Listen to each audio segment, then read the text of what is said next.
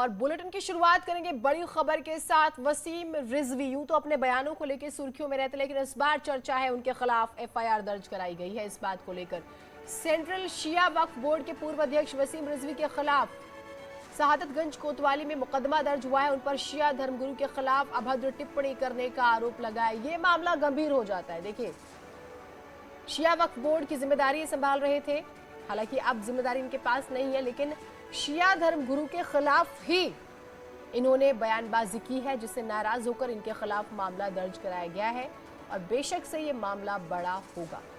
शहादतगंज कोतवाली में मुकदमा दर्ज हुआ है वसीम रिजवी के खिलाफ, सेंट्रल वक्फ बोर्ड के पूर्व अध्यक्ष।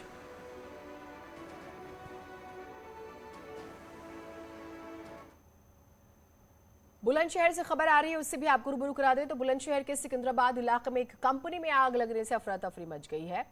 आग की सूचना मिलते ही फायर ब्रिगेड की कई गाड़ियां मौके पर पहुंची और कड़ी मशक्कत के बाद आग पर काबू पाया। बताया जा रहा है कि जिस जगह पर आग लगी थी उस जगह पर कई ऑक्सीजन के सिलेंडर मौजूद थे। अगर ऑक्सीजन के सिलेंडर आग पकड़ लेते तो बड़ा हादसा हो सकता था। आग लगने की वजह शॉर्ट सर्किट मानी जा रही है।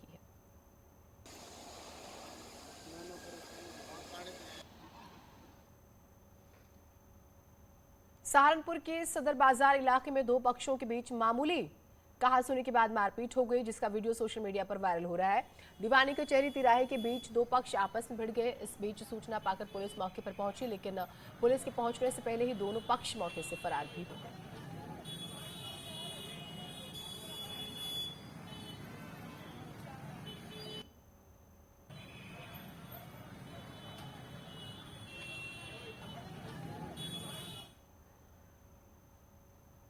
नोएडा में पूर्व डीजी बीएसएफ के बेटे के साथ ठगी का मामला सामने आया। खबर है कि एटीएम से फ्रॉड कर 1,35,000 रुपए का साइबर क्राइम उनके साथ हुआ। क्रिमिनल्स ने चूना लगाया, जिसकी शिकायत के बाद पुलिस ने केस दर्ज कर जांच शुरू कर दी। फिलहाल पुलिस ऐसे मामलों को निपटाने के लिए साइबर सेल का गठन कर रही है, जो लगातार लोगों को जागरूक भी कर रही है और साइबर अपराधियों पर नकेल भी कस रही है। देखा है कि एनसीआर में जो साइबर क्रिमिनल्स हैं, ये तरह तरह का मोडस ऑपरेंडी अपनाकर और लोगों के अकाउंट्स तक एक्सेस करके और पैसे निकाल रहे हैं। हम लोगों ने लगातार इधर काफ़ी अपने सेल्स को एक्टिवेट किया है। हम लोगों ने काफ़ी अवेयरनेस प्रोग्राम्स किए हैं। पब्लिक में जहाँ भी हमारी कोई मीटिंग होती है वहाँ पे साइबर क्राइम से बचने के जो हमारे तरीके हो सकते हैं उसके बारे में हम लोगों को एडुकेट कर रहे हैं। लेकिन उसके बावजूद भी हमने देखा है कि बहुत सारे तरीक़ों से, जिसमें केवाईसी के नाम पर, केवाईसी अपडेट करने के नाम पर लोगों का फ्रॉड कर लेना। और मैं बार बार कहता हूं कि कभी भी कोई कॉल के माध्यम से या किसी भी कोई लिंक अगर मिलता है तो कभी भी उस लिंक को क्लिक ना करें। उधर सहारनपुर में क्राइम ब्रांच ने 20 लाख रुपए की रंगदारी मांगने के 3 आरोपियों को मुठभेड़ के बाद गिरफ्तार कर लिया। पुलिस के मुताबिक बदमाशों ने इन खाद व्यापारी से ऑनलाइन कॉल के जरिए रंगदारी मांगी थी। व्यापारी ने इसकी जानकारी पुलिस को दी थी, जिसके बाद पुलिस ने आरोपियों की धरपकड़ के लिए सहारनपुर क्राइम ब्रांच और सरसावा पुलिस से संपर्क किया और ये जांच में जुट गई। पुलिस ने अपने स्पेशल इलेक्ट्रॉनिक सर्विलांस को भी एक्टिव किया। देर रात पुलिस को बदमाशों के इलाके में ही छुपे होने की खबर मिली। इसके बाद मुठभेड़ में तीनों बदमाश गिरफ्तार किए गए हैं। पुलिस का दावा है बदमाशों ने कम समय में अमीर बनने के लिए ये रास्ता अपनाया। इंटरनेट कॉल के माध्यम से, वॉइस कॉल के माध्यम से एक 2 दिन में लगातार 8 कॉल की गई थी, जिसमें उनको कहा गया था कि 20 लाख रुपए की फिरौती मांगी गई थी और कहा था कि यदि वो फिरौती की डिमांड को पूरी नहीं करेंगे तो उनको और उनके बेटे को जान से मार दिया जाएगा।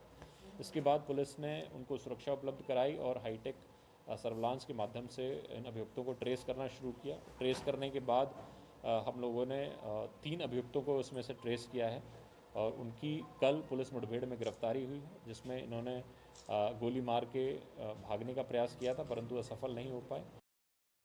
महंत नरेंद्र गिरी की संदिग्ध मौत मामले में आरोपियों की न्यायिक हिरासत सीजेएम कोर्ट ने एक बार फिर से बढ़ा दी है। सीजेएम हरेंद्र नाथ की कोर्ट ने सुनवाई के बाद मुख्य आरोपी आनंद गिरी समेत 2 अन्य आरोपियों आद्य प्रसाद तिवारी और उसके बेटे संदीप तिवारी की न्यायिक हिरासत 12 नवंबर तक के लिए बढ़ा दी है। कोर्ट ने 12 नवंबर को होने वाली अगली सुनवाई पर केस डायरी भी तलब की है। नरेंद्र गिरी को आत्महत्या के लिए उकसाने के मामले तीनों आरोपी इन दिनों नैनी सेंट्रल जेल में बंद है।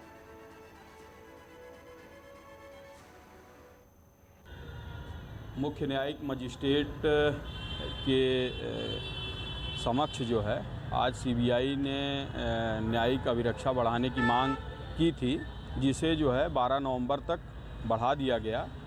केस डायरी सीबीआई ने अपनी प्रस्तुत किया था आज, और उसमें जो है 18 पर्चे काटने का जिक्र भी किया। और हम लोगों ने विरोध के तौर पर कहा कि क्योंकि कई बार न्यायिक अभिरक्षा बढ़ाई जा चुकी है। आज योगी आदित्यनाथ का जो कार्यक्रम है वो हम आपको बता देते हैं। तो आज मुख्यमंत्री योगी आदित्यनाथ सरदार पटेल की जयंती के इस मौके पर लखनऊ में 2 कार्यक्रमों में हिस्सा लेंगे। पहले तो मुख्यमंत्री योगी आदित्यनाथ 75 बाइकों के एक समूह को हरी झंडी दिखाएंगे, जो राष्ट्रीय एकता दिवस के अवसर पर मार्च निकालने जा रहा है। जबकि दूसरा कार्यक्रम 1 मार्च पास्ट का ही है, जिसमें योगी आदित्यनाथ शामिल होंगे।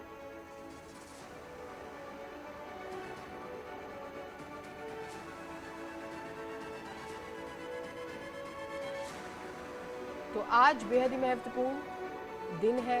आप जानते हैं 31 अक्टूबर सरदार वल्लभ भाई पटेल की जयंती का दिन, और इसे राष्ट्रीय एकता दिवस के रूप में बीजेपी जो है वो मनाती है। और इसी के तहत अलग अलग जगहों पे, अलग अलग राज्यों में भी कार्यक्रम होते हैं। उत्तर प्रदेश का हम जिक्र कर रहे हैं। हर साल 31 अक्टूबर को राष्ट्रीय एकता दिवस के रूप में मनाया जाता है। आज मुख्यमंत्री के जो कार्यक्रम है वो हम आपको बता रहे हैं। एक परेड में वो हिस्सा लेंगे। 75 बाइक हैं, उन्हें भी रवाना किया जाएगा। और मार्च पास्ट में मुख्यमंत्री योगी आदित्यनाथ शामिल भी होंगे।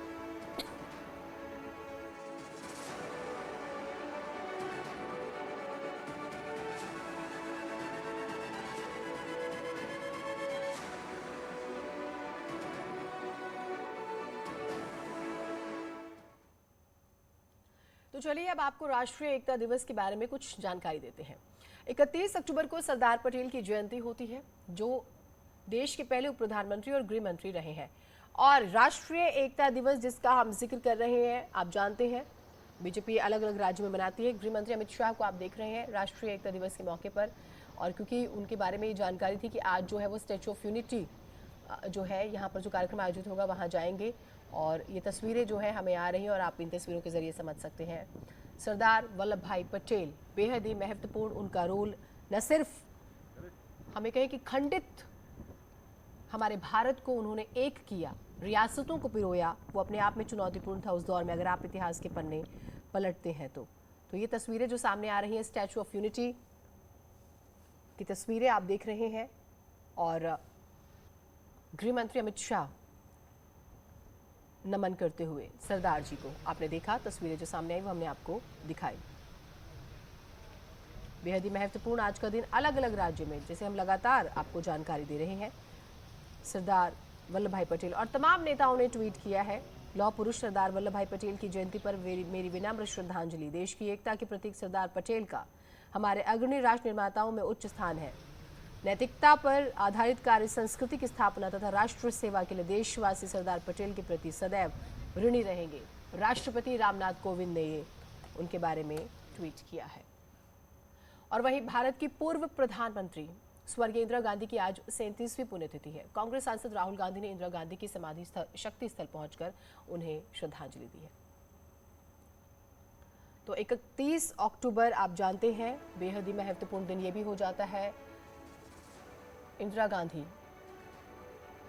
भारत की पहली महिला प्रधानमंत्री रही। उनका दमदार व्यक्तित्व, और शक्ति स्थल पहुंचे हुए हैं राहुल गांधी। पुष्प उन्हें अर्पित कर रहे हैं अपनी दादी, क्योंकि उनकी तो दादी भी थी।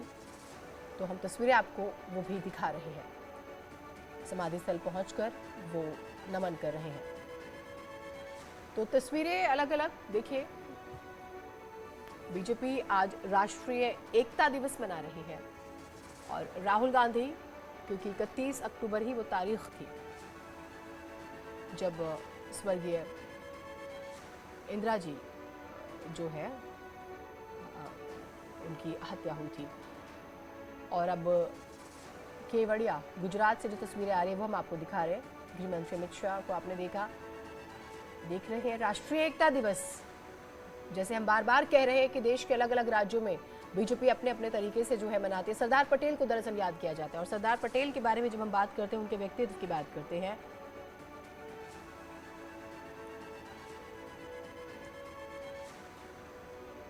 तो पूरा देश जो है वो राष्ट्रीय एकता दिवस मना रहा है। आप तस्वीरें देख पा रहे हैं। देश के पहले उप प्रधानमंत्री और पहले गृह मंत्री के रूप में सरदार पटेल 31 अक्टूबर 1875 जन्म और 15 दिसंबर 1950 उनका एक जो पूरा कार्यकाल था उसको अगर बताएं तो 600 से ज़्यादा देसी रियासतों को बेहद ही बुद्धिमत्ता और दृढ़ता से भारत में उन्होंने विलय कराया था। अपने आप में बड़ी मिसाल थे। चुनौतीपूर्ण माने जाने के कारण ही इस दुष्कर कार्य को अंजाम तक पहुंचाने की जिम्मेदारी, यानी कि बेहद ही मुश्किल काम को उन तक पहुंचाने अंजाम तक पहुंचाने की जिम्मेदारी सरदार साहब को दी गई थी। और उनके साथ ही रहे वीपी मेनन, बहुत बड़ा किरदार है इनका। अगर आप इतिहास उठाकर पढ़ेंगे तो इस बड़ी उपलब्धि की वजह से उन्हें लौह पुरुष भी कहा गया था। ब्रेक के बाद स्वागत है आप सभी का। तो बेहद ही महत्वपूर्ण आज दिन है राष्ट्रीय एकता दिवस, जिसे पूरा देश मना रहा है। और आज सरदार पटेल की जयंती पर सीएम योगी बाइक रैली को फ्लैग ऑफ कर रहे हैं। आप देखिए इस कार्यक्रम में वो मौजूद हैं, तस्वीरें हम आपको सीधा दिखा रहे हैं। आज पूरा देश भारत की स्वतंत्र भारत की एकता और अखंडता के शिल्पी सरदार वल्लभ भाई पटेल जी की पावन जयंती के कार्यक्रम को बड़ी श्रद्धा के साथ, बड़े सम्मान के साथ आयोजित कर रहा है। इस अवसर पर सरदार वल्लभ भाई पटेल जी के प्रति अपनी विनम्र श्रद्धांजलि अर्पित करते हुए राष्ट्रीय एकता और अखंडता के लिए उनके योगदान का स्मरण करते हुए उन संकल्पों के साथ जुड़ने की एक प्रतिज्ञा ले रहा है, जो संकल्प भारत की एकता और अखंडता को सदैव अक्षुण्य बनाए रख सकते हैं। हम सब इस बात को जानते हैं कि सदियों की गुलामी की बेड़ियों को तोड़ते हुए जब देश 15 अगस्त 1947 को आजाद हुआ था, अनेक ऐसी रियासतें थीं जो भारत गणराज्य के साथ जुड़ने में कुछ आनाकानी कर रही थी,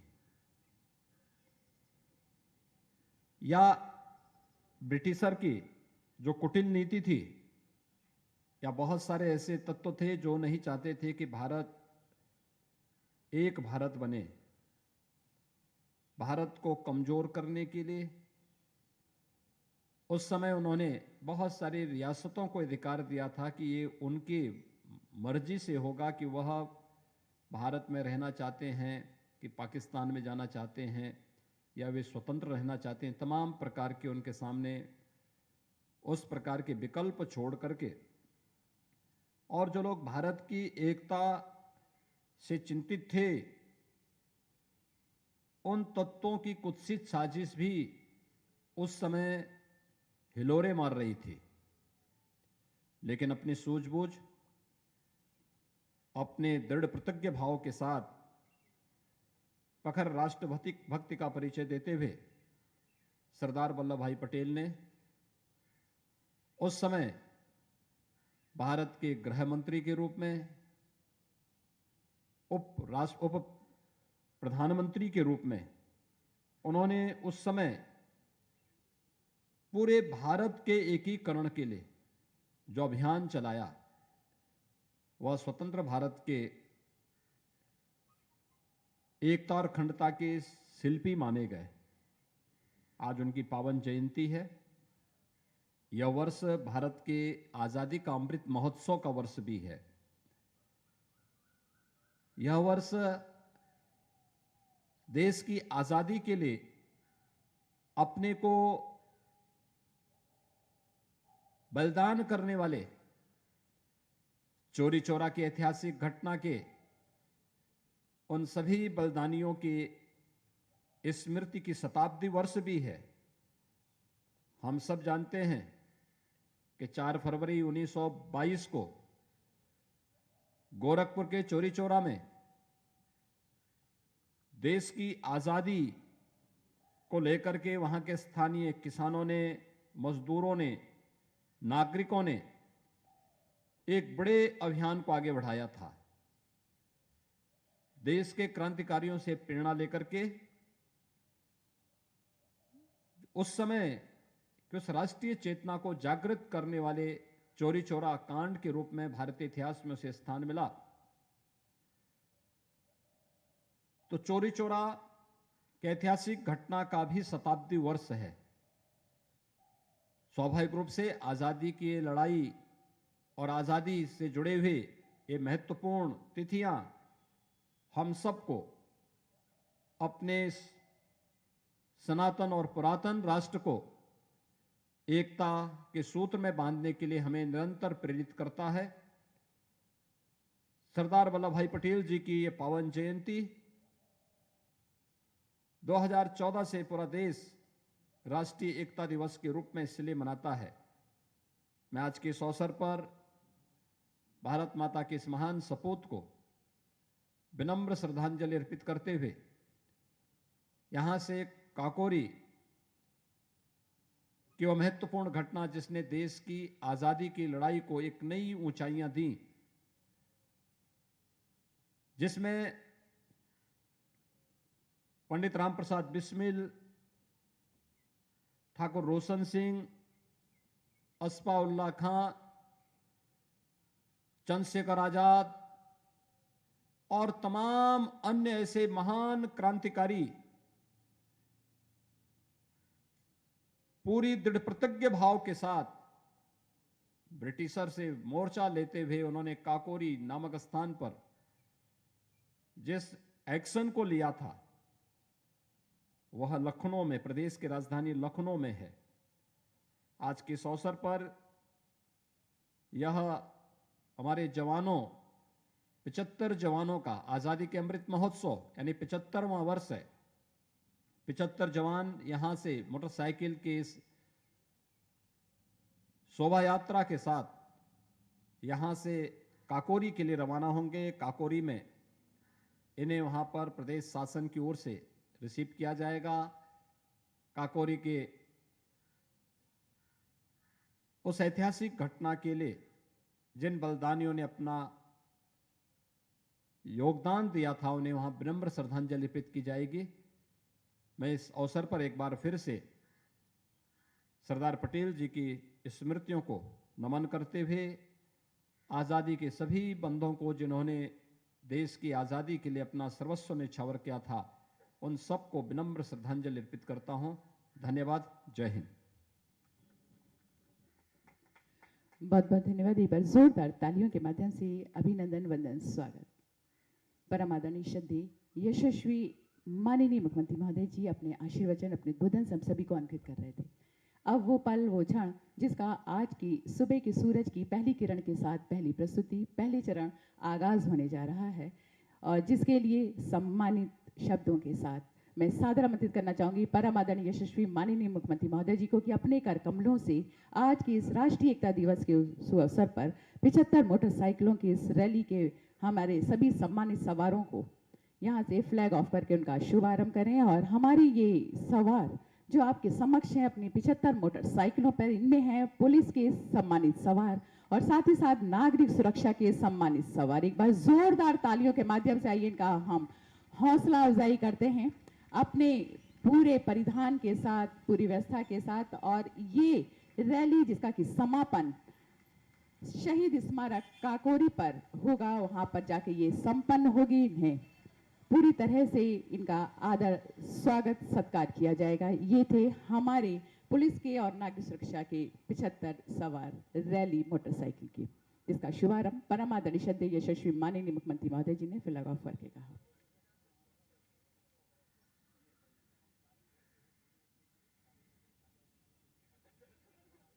सरदार पटेल को यहां पर नमन किया गया। ये तस्वीरें हम आपको लखनऊ से लाइव दिखा रहे हैं। राष्ट्रीय एकता दिवस के मौके पर ये तस्वीरें उत्तर प्रदेश के मुख्यमंत्री योगी आदित्यनाथ ने लखनऊ से बाइक रैली को यहां पर रवाना किया है।